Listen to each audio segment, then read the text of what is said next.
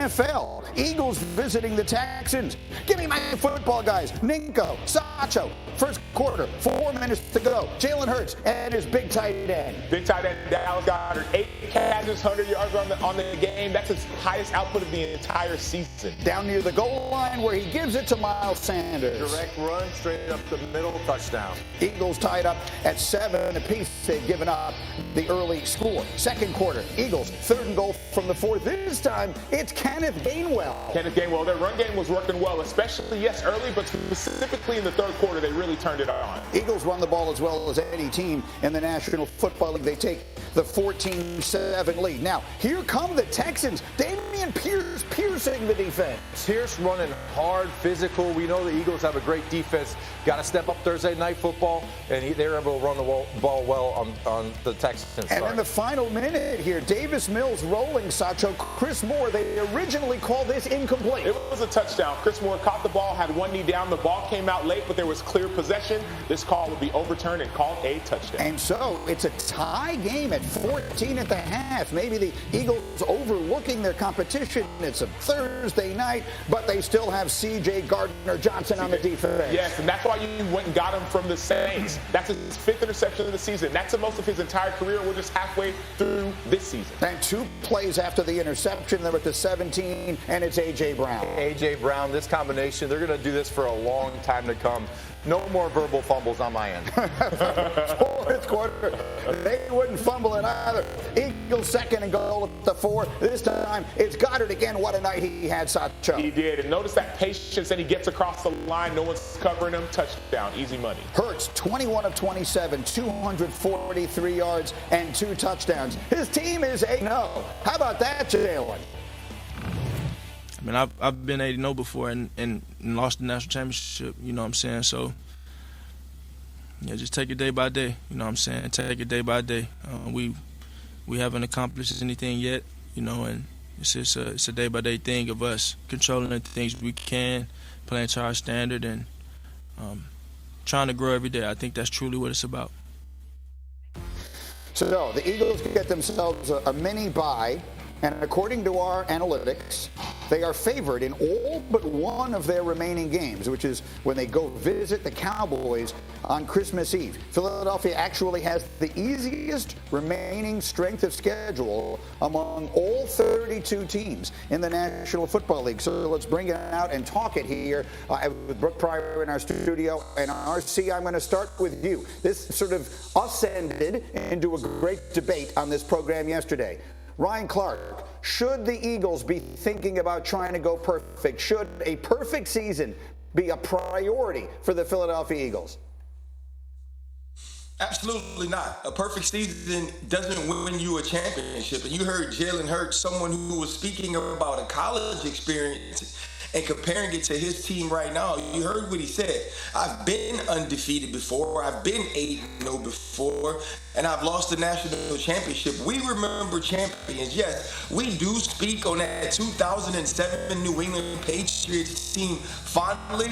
But the thing that we always say is they were beat by Eli Manning and the Ferrari rush package of the New York Giants in the Super Bowl. And that's exactly what we'll say about this start of the Philadelphia Eagles if it doesn't finish in the Super Bowl. And so this team should be thinking about getting the #1 seed, thinking about winning the NFC East, and positioning themselves to have a great playoff run that has to come through Philly. But that doesn't have to be at 17-0. Trust me, 16-1, 15-2 with home field advantage and hosting the NFC Championship is where the Philadelphia Eagles want to be at the end of this season. Because if you go 17-0 and lose in a divisional playoff round, you watch the Super Bowl where everybody else does, even a team that goes 2-15. I understand that completely, but I've lost RC. I can't win. I can't find a friend in this argument. Brooke, you were with the Steelers, again, for those who don't know, Brooke primarily covers the Steelers for us day in, day out. You were with them when they were 11-0 a couple of years ago. What did you observe about the way, because I keep hearing about all this pressure. Yeah. Oh, Rob Ninkovich yesterday. So much pressure that builds up on these teams. What did you observe about all the pressure that Ben Roethlisberger and company dealt with when they were 11-0? Look, it feels like in those situations, when you get up to this situation, when you've won about 8 games, it starts to build week after week. And there's something, I think there's a nice release that happens after you lose, but it's about how you respond to it that I think really speaks to a team's true strength. It kind of reminds me of when you're getting married and you're in a relationship, you get engaged, everything's going great, you never fight. If you never fight, you get to the altar, you have one blow up and you get jilted. Well, like, what was all that for? You need to have some arguments, some problem solving, some resolving to kind of figure out, hey, how do we rebound from this? How do we get married? How do we cross the finish line? That's what the Eagles should be worried about. That's not the analogy I was expecting. I'm not gonna lie to you. I'm not even sure how to follow that up. Here's what I'm gonna say. This is making me insane. But the last 2 days now, Sacho, this has been positioned as a binary proposition by everyone I ask it to. You can either go unbeaten or you can win the Super Bowl, as the one necessarily precludes the other. Obviously, winning the Super Bowl is the priority. But you know what? Someone does that every year. Only one team has ever won the Super Bowl undefeated. You have a chance to be the greatest team of all time. How can you not want that? Because you want to be 1-0 every single week, like Jalen Hurts says, like A.J. Brown says, like all the guys who have done it before. That's what they're focused on. Their goal from the beginning of the season was, let's be 1-0. Now that you're 8-0, you don't change the goal to, hey, let's go undefeated. And now no, you don't do that. It gets all this extra pressure, like Ninkovich says. You want to just focus on what's in front of you, what's ahead of you. And if you happen to be undefeated, then so be it. Let that be an outcome of your preparation. That you don't need to change your goal and say we're going to be the best team of all time. No, we want to win a Super Bowl. Period. And yes, we can go undefeated, and if that happens, sure. But you don't really want to talk about those things. That's too far in advance for the goals you have right today. Nico, let me ask you a question. Yes, sir. You were on all those Patriot teams. How many Super Bowls did you win? 2. You won 2 and you made 3 at least? Yeah, or we 4? lost 1. Yeah. Lost 1.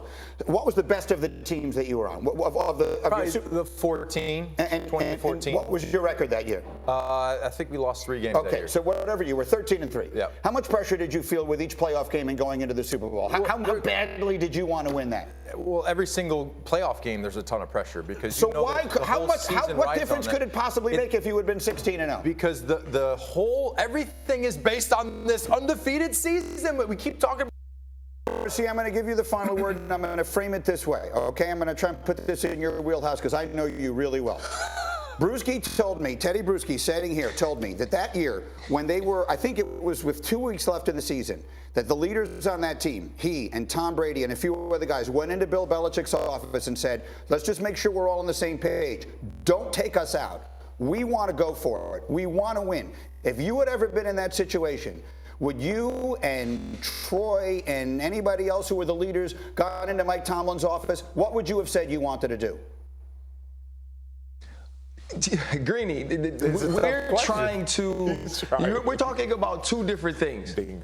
Here's the thing you're talking about, Greeny. In one end, you're talking about getting to that position. Like, say I'm 16-0, then hell yeah, I'm walking into Mike T's office and saying, let's finish this off. If you're gonna make me put pads on and you're gonna make me get out there, then hell yeah, I want to win the game. Because you want to win every game, Greeny. We're not saying that it's either or. What I'm saying is it doesn't have to be the goal. The goal of an 8-0 team is not supposed to be to go 7-0, 17-0. It's supposed to be to go 9-0. And then if I go 9-0, 10, and so forth and so on. And if I'm 16-0 and I get to that position, yeah, I want to finish because I want to finish everything.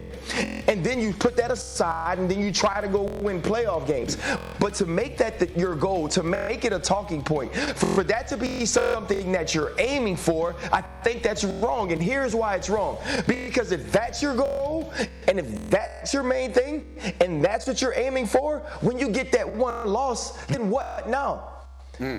Right? How do you accept that loss? Is that the loss of an entire season? Hell no, because you're still the #1 seed and you still have an opportunity to win the Super Bowl. Winning the Super Bowl is the ultimate goal. If we tick off other goals on our way to that, then so be it. Okay, so let's leave that there for the moment. We will come back to all of this. There's an entirely different story out there in the world of sports, and I'm assuming by now you know what I'm talking about. And I want to take you through the day chronologically yesterday, because it was a day candidly unlike almost any that we've